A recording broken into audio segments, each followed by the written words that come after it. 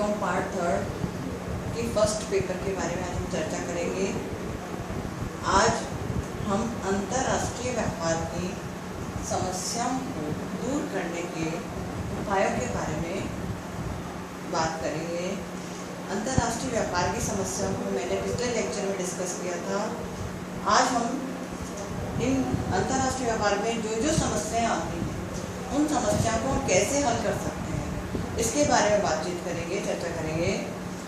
अंतर्राष्ट्रीय व्यापार की जो पहली समस्या है, विनिमय दर निरंतर परिवर्तित होती रहती है, उसको दूर करने के लिए हम क्या उपाय कर सकते हैं। उसमें पहला उपाय है विनिमय दर में स्थिरता लाना। विनिमय दर वह दर होती है जिस पर एक देश की मुद्रा दूसरे देश की मुद्रा में परिवर्तित की जाती है, और जब हम व्यापार करते हैं तो हमें उसी देश की मुद्रा में भुगतान करना होता है जिससे हम वस्तुओं का आयात करते हैं।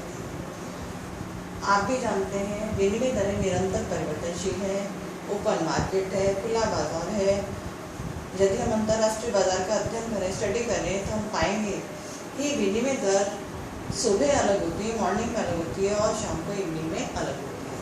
तो विनिमय दर में जो निरंतर परिवर्तन है वो अंतर्राष्ट्रीय व्यापार के लिए एक बड़ी चुनौती बनकर उभरती है। तो इसलिए ज़रूरी है कि बहुत ज़्यादा विनिमय दर में परिवर्तन ना हो, ताकि अंतर्राष्ट्रीय जो ट्रांजेक्शन है उनको करने में कोई भी कठिनाई ना हो।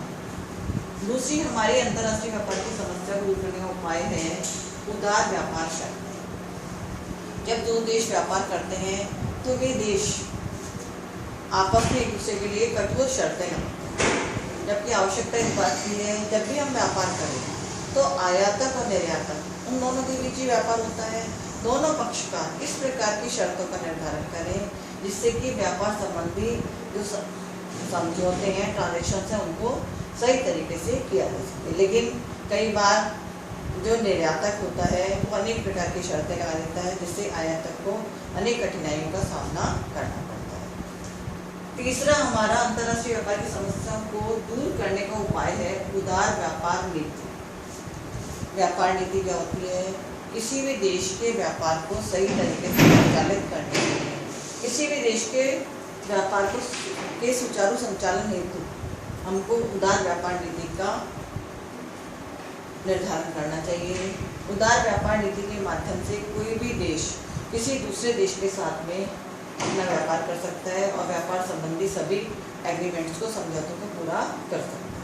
कई बार सरकार क्या करती है, उदार व्यापार नीति न अपनाकर कठोर व्यापार नीति अपनाती है। कठोर व्यापार नीति से एक देश को दूसरे देश के साथ में व्यापार करने में समस्या आती है। सरकार के द्वारा अनेक नियम लगाए जाते हैं, अनेक नियंत्रण लगाए जाते हैं, अनेक प्रतिबंध लगाए जाते हैं, जिसके कारण एक देश दूसरे देश के साथ व्यापार करने में सफल नहीं हो पाता। तो आवश्यकता इस बात की है कि सरकार के द्वारा जो भी व्यापार नीति निर्धारित की जाए, जिस भी प्रकार की व्यापार नीति निर्धारित हो, वह नीति उस देश के व्यापार के लिए अनुकूल होनी चाहिए। तभी उस देश के निर्यातों में वृद्धि की जा सकती है और आवश्यकता पड़ने पर अपनी वस्तुओं का दूसरे देशों से आयात किया जा सकता है। क्योंकि भारत एक बहुत बड़ा राष्ट्र नहीं है जहाँ पर बहुत मशीनरी आज भी नहीं बनती है, हमें रक्षा संबंधी सामान विदेशों से मंगाना पड़ता है। तो इसके लिए उदार व्यापार नीति का होना अत्यंत आवश्यक है। यदि सरकार तरह तरह के प्रतिबंध लगाती है, तरह तरह के प्रशुल्क लगाती है, नियम लगाती है, तो व्यापार करने में अनेक प्रकार की कठिनाइयों का सामना करना पड़ता है। चौथी जो हमारी अंतर्राष्ट्रीय व्यापार की समस्या को दूर करने का उपाय है विनिमय नियंत्रण में ढील। विनिमय नियंत्रण का मतलब है कोई भी देश जो होता है वहाँ की सरकार, वहाँ का प्रशासन विनिमय पर नियंत्रण लगा देता है, यानी एक दूसरे देश के साथ में व्यापार करने में नियंत्रण लगा देता है। इसको हम विनिमय नियंत्रण कहते हैं। जबकि आवश्यकता इस बात की है कि ना तो व्यापार पर कोई नियंत्रण हो, ना जो करेंसी है उसके लेन देन पर कोई भी नियंत्रण हो। आज भी हम यदि भारत को देखें, यदि हमें किसी दूसरे देश के साथ व्यापार करना है तो हमें विनिमय की आवश्यकता पड़ती है, विदेशी करेंसी की आवश्यकता पड़ती है। उसको लेने में आज भी हमको अनेक प्रोसीजर्स को, अनेक प्रक्रियाओं को पूरा करना पड़ता है, तभी हम दूसरे देशों के साथ में व्यापार कर सकते हैं। और बैंकों के माध्यम से ही पेमेंट होता है, उसमें भी अनेक प्रकार की कठिनाइयों का सामना करना पड़ता है। आवश्यकता इस बात की है कि सरकार के द्वारा विनिमय नियंत्रण में ढील दी जाए, ऐसे नियम बनाए जाए जिससे कि आयातकों एवं निर्यातकों को व्यापार संबंधी सुविधा प्राप्त हो सके। पांचवा हमारा उपाय है उत्तम पैकिंग विधि। जब हम विदेशों को अपनी वस्तुओं का निर्यात करते हैं तो हमारे पास में जो वस्तुएं उपलब्ध होती है निर्यात हेतु, उनकी पैकिंग की प्रणाली, पैकिंग की प्रक्रिया बहुत ही अच्छी होनी चाहिए, क्योंकि ये वस्तुएं हमारे देश से दूसरे देशों में जाती हैं जिनमें पहुंचने में भी समय लगता है, और दूसरा अनेक बार उसको अनेक हाथों से ऊपर चढ़ाया और उतारा जाता है, जिसके कारण पैकिंग खराब होने से वस्तुएं भी खराब हो जाती हैं, वस्तुएं टूट फूट हो जाती है, वस्तुएं डैमेज हो जाती हैं। यदि उत्तम पैकिंग विधियों का प्रयोग किया जाए, देश में उत्तम पैकिंग विधियाँ उपलब्ध हों, तो वस्तुओं को डैमेज होने से, खराब होने से बचाया जा सकता है। नेक्स्ट हमारा जो छठा उपाय है वो है सस्ते एवं तीव्र परिवहन के साधन। जितने हमारे परिवहन के साधन हैं जिनके माध्यम से हम अंतर्राष्ट्रीय व्यापार करते हैं वो सस्ते होने चाहिए, उनकी जो लागत है, उनका जो प्राइस है वो कम होना चाहिए। दूसरी बात है कि हमें तीव्र गति के, तेज गति के स्पीडी व्हीकल्स उपलब्ध होने चाहिए, जिससे कि हम अंतर्राष्ट्रीय स्तर पर वस्तुओं का आवागमन आसानी से कर सकते हैं। आप देखते हैं कि हम माल को सड़क मार्ग से भेज सकते हैं, जल परिवहन से भेज सकते हैं, जहाज पानी के जहाज के माध्यम से, और तीसरा हमारा है वायु परिवहन के माध्यम से भी भेज सकते हैं। लेकिन वायु परिवहन के माध्यम से जो सामान भेजा जाता है वो बहुत अधिक महंगा पड़ता है, उससे वस्तु की लागत बढ़ती जाती है।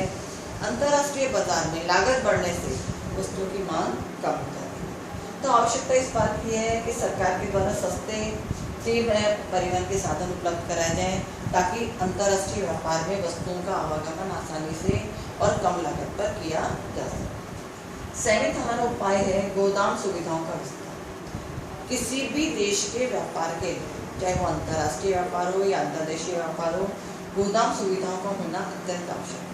गोदाम सुविधाएं क्या है? गोदाम, जब हम माल को एक स्थान से दूसरे स्थान में भेजते हैं तो वहाँ पर भी गोदाम होना चाहिए, ताकि वस्तुओं को पानी से, आग लगने से, मौसम के प्रभाव से बचाया जा सके। जब हम अंतर्राष्ट्रीय व्यापार की बात करते हैं तो बंदरगाहों पर, एयरपोर्ट्स पर गोदाम सुविधाओं का विस्तार अत्यंत आवश्यक है।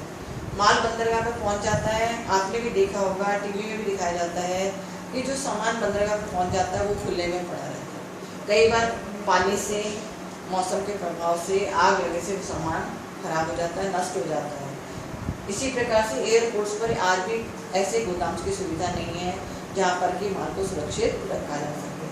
तो आवश्यकता इस बात की है कि सरकार के द्वारा एयरपोर्ट्स पर, पोर्ट्स पर, दोनों ही जगहों पर गोदाम सुविधाओं का विस्तार किया जाए, ताकि अंतर्राष्ट्रीय व्यापार में आसानी आ सके और वस्तुओं का जो आयात निर्यात है वो आसानी से किया जा सके। आठवां हमारा उपाय है वित्तीय सहायता। जो हमारे आयात करता है या निर्यात करता है, जो अंतर्राष्ट्रीय व्यापार करते हैं, उनको सरकार के द्वारा वित्तीय सहायता प्रदान करनी चाहिए। क्या होता है, कई बार आयातकर्ता के पास में उस समय धन उपलब्ध नहीं होती, राशि उपलब्ध नहीं होती और सामान आ जाता है, तो सरकार यदि इस प्रकार के नियम बनाए कि आयातकर्ता को तुरंत साख उपलब्ध हो जाए, तुरंत क्रेडिट उपलब्ध हो जाए, तो उससे अपने माल को आसानी से उसका भुगतान कर सकता है। इसी प्रकार से कोई व्यक्ति निर्यात करता है तो वस्तुओं का, तो उसके भुगतान होने में महीने 2 महीने का टाइम लगता है। तो ऐसी स्थिति में निर्यातक को भी सरकार के द्वारा वित्तीय सहायता प्रदान की जानी चाहिए। नौवां हमारा पॉइंट है राशि पातन पर प्रतिबंध। राशि पातन क्या है? राशि पातन का मतलब है वस्तुओं के मूल्य को गिरा देना।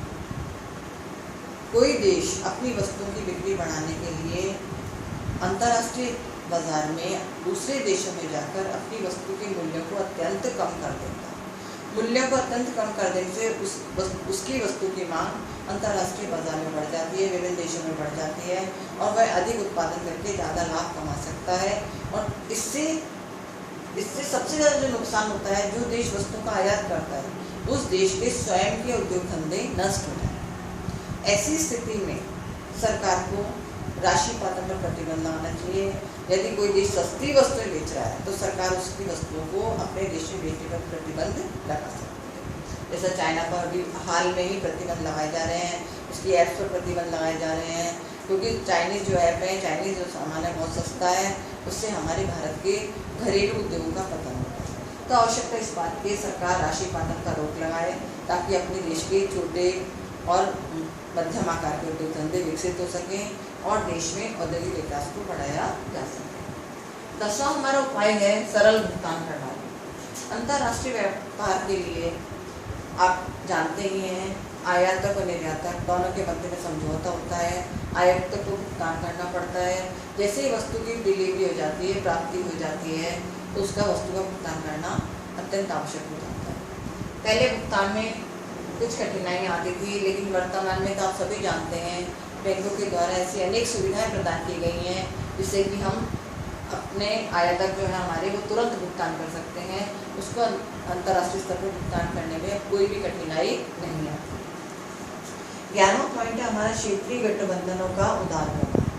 आप जानते हैं कि कुछ देश मिलकर क्षेत्रीय गठबंधन बना लेते हैं। जैसे यूरोपियन बाजार बना हुआ, यूरोपियन साझा बाजार बना हुआ है, ये क्षेत्रीय गठबंधन है।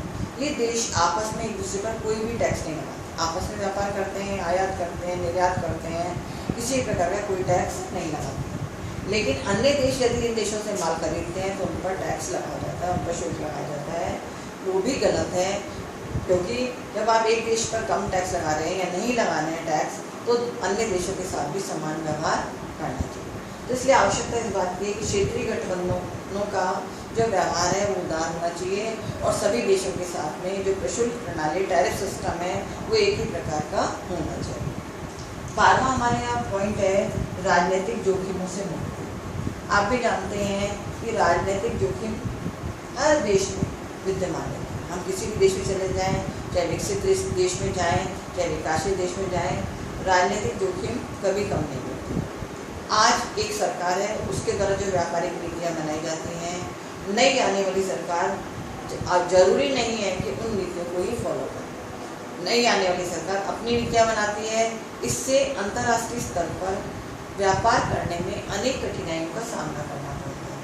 तो आवश्यकता इस बात की है कि जो नीति बना दी गई व्यापार, उससे 5 या 10 साल तक परिवर्तन उसमें नहीं होना चाहिए, क्योंकि बार बार जो परिवर्तन है वो अंतर्राष्ट्रीय व्यापार को प्रभावित करते हैं। 13वां हमारा पॉइंट है आयात निर्यात निर्देशिकाओं का प्रकाशन। आयात निर्यात निर्देशिकाओं का यहाँ तात्पर्य है कि जो आयातक है और जो निर्यातक है वो आपस में एक दूसरे से परिचित नहीं होते, एक दूसरे को नहीं जानते। तो अंतर्राष्ट्रीय स्तर पर ऐसी डायरेक्टरीज बननी चाहिए, ऐसी निर्देशिकाएं बननी चाहिए जिनमें कि उन सबका एक शॉर्ट डिस्क्रिप्शन हो, शॉर्ट उनका इंट्रोडक्शन हो कि ये तो आयातक है इस देश में और ये इस देश में निर्यातक है। जब एक देश अपने यहाँ इस प्रकार की डायरेक्टरी बनाएगा तो अन्य देश भी उसको देखकर अपने यहाँ ऐसी आयात निर्देशिका बना सकते हैं, डायरेक्टरी बना सकते हैं। इससे आयातक और निर्यातक दोनों के लिए व्यापार करना बहुत आसान हो जाएगा। अतः आवश्यकता इस बात की है कि प्रत्येक देश की सरकार प्रशासनिक माध्यमों से निर्देशिकाओं का प्रकाशन करे ताकि आयातक और निर्यातक एक दूसरे से संपर्क स्थापित कर सकें और अंतर्राष्ट्रीय व्यापार को सफल बना सकें। हमारा लास्ट पॉइंट है मेलों एवं प्रदर्शनियों का आयोजन। यदि हमें आयात और निर्यात दोनों को ही सफल बनाना है, दोनों को आगे ले जाना है, निर्यातों में वृद्धि करनी है, आयातों में कमी करनी है, अपनी वस्तुओं दूसरे देशों को भेजना है, तो हमें मेलों में प्रदर्शनियों का आयोजन करना है। प्रत्येक देश इस प्रकार की मेले में प्रदर्शनियों का आयोजन करता भी है, लेकिन आवश्यकता इस बात की कि और बड़े पैमाने पर या अंतर्राष्ट्रीय स्तर पर मेले एवं प्रदर्शनियों का आयोजन किया जाए, जिससे कि निर्यातक वहाँ पर अपनी वस्तुओं का प्रदर्शन कर सकें और उन वस्तुओं को हम अंतर्राष्ट्रीय बाजार में बेचने में सफल हो सकें। जब प्रदर्शनी होगी, दूसरे देश के लोग आएंगे, हमारे देश की वस्तुओं को देखेंगे। आजकल मेड इन भारत पर ज़्यादा जोर दिया जा रहा है, आत्मनिर्भर भारत पर जोर दिया जा रहा है। यदि ये प्रदर्शनियाँ आयोजित होंगी, मेले आयोजित होंगे, तो दूसरे देश के व्यापारी हमारे यहाँ आएंगे और हमारे देश की वस्तुओं की क्वालिटी को, हमारे देश की वस्तुओं को देखेंगे, तो निश्चित रूप से हमारे निर्यातों की मात्रा में वृद्धि होगी। आज मैंने आपको अंतर्राष्ट्रीय व्यापार की जितनी भी समस्याएं हैं उनको दूर करने के उपाय बताए।